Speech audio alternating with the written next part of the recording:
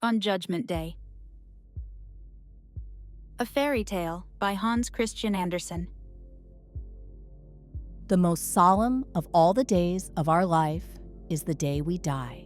It is Judgment Day, the great sacred day of transfiguration. Have you really seriously given a fleeting thought to that grave and mighty last hour we shall spend on earth?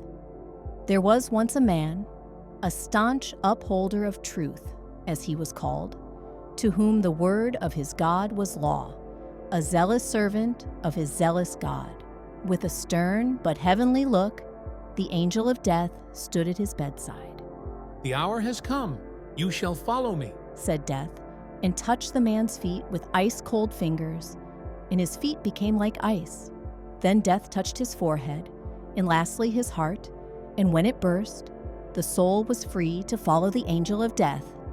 But during those brief seconds, while the icy touch shivered through feet and head and heart, there passed through the mind of the dying man, like great ocean waves, the recollection of all he had wrought and felt throughout his life. So does one terrified glance into a whirlpool reveal in thought, as swift as lightning, the whole unfathomable depth of it. So, with one fleeting glance at the countless stars of heaven, can one conceive the infinite multitude of worlds and spheres in the great universe. In such a moment, the terrified sinner shrinks into himself and has nothing to cling to, and he feels himself shrinking further into infinite emptiness. And at such times, the devout soul bows its head to the Almighty and yields itself up to Him in childlike trust, praying, "Thy will be done with me." But this dying man had not the mind of a child, nor was he a terrified sinner. His thoughts were of self-praise. He knew that he had abided by religious traditions. Millions, he knew, would have to face judgment, but he believed most confidently that his path would lead straight heavenward, and that mercy, promised to all men, would open the gates to him. And the soul followed the angel of death, casting only one wistful glance back at the bed where, in its white shroud, lay the lifeless image of clay, still bearing the print of the soul's individuality. Now they hovered through the air, now glided along the ground. Were they passing through a vast, decorated hall, or perchance a forest? It was hard to tell. Nature appeared formally set out for show, as in the stately, artificial, old French gardens. And through its strange, carefully arranged scenes, there passed many men and women, all clad as if for a masquerade. "Such is human life," spoke the angel of death. It seemed as if the figures tried to disguise themselves. Those who flaunted the glories of velvet and gold were not always the noblest and the richest. Neither were all those who wore the garb of poverty the most wretched and vulgar. A strange masquerade indeed, and most strange of all was to see how each one carefully concealed under his clothing something he would not have the others discover. Each was determined to learn his neighbor's secret, and they tore at one another until here and there the heads of different animals were bared. One was that of a grinning ape, another the head of a goat, still others a clammy snake and a feeble fish. In all was some token of the animal which is fast rooted in human nature, and which here was struggling and jumping to burst forth.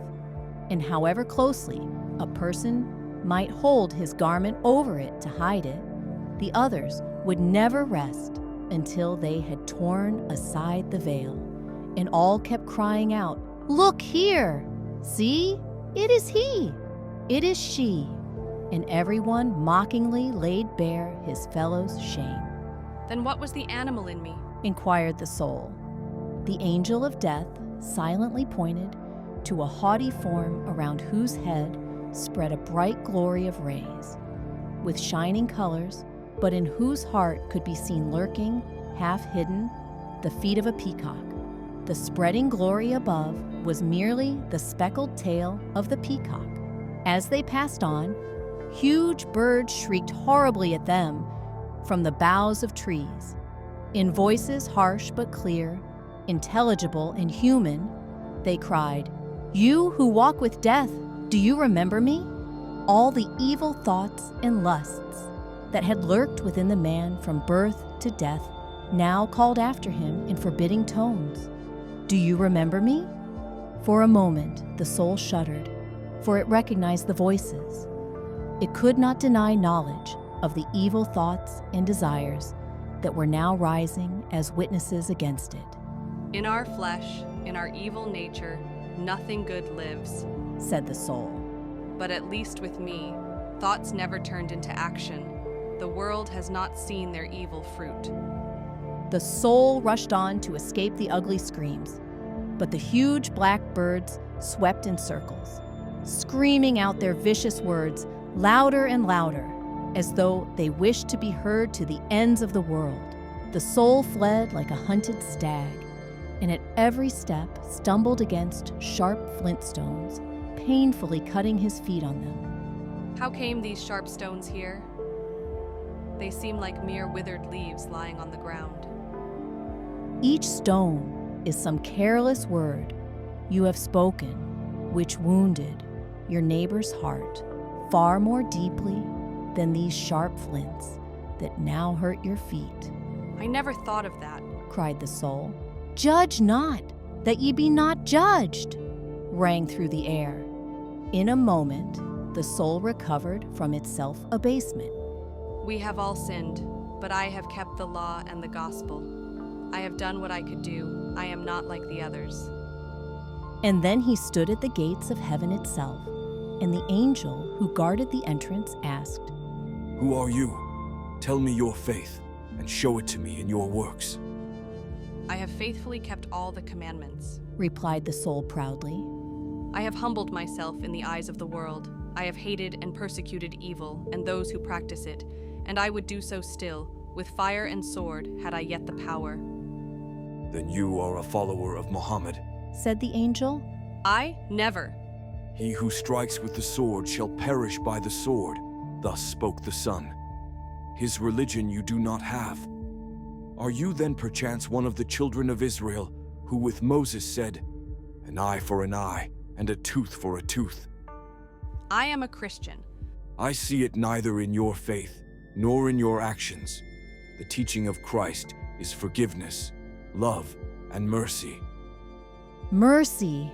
The echo of this rang through infinite space. The gates of heaven opened, and the soul hovered toward the realms of eternal bliss. But the flood of light that streamed forth from within was so dazzling, so penetrating, that the soul shrank back as from a double-edged sword, and the sound of music was so soft and touching that no mortal tongue could describe it. The soul trembled and prostrated itself lower and lower, and the celestial light cut through it until it felt, as it had never felt before, the weight of its own pride and cruelty and sin. Whatever good I have done in the world, I did because I could not do otherwise. But the evil that I did, that was of myself. And more, the soul was dazzled and overwhelmed by the pure light of heaven. It seemed falling into a bottomless abyss, the abyss of its own nakedness and unworthiness.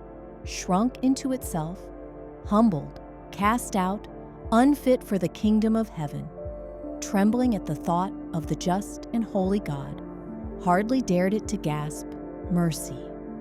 And the angel of mercy came to him, the mercy he had not expected. And in the infinite space of heaven, God's everlasting love filled the soul. "Holy, loving, glorious forever shalt thou be, O erring human spirit," sang the chorus of angels. And as this soul did, so shall we all, on our last day on earth, humbly tremble in the glorious sight of the kingdom of heaven. But the infinite love and mercy of our Heavenly Father will carry us through other spheres, so that, purified and strengthened, we may ascend into God's eternal light.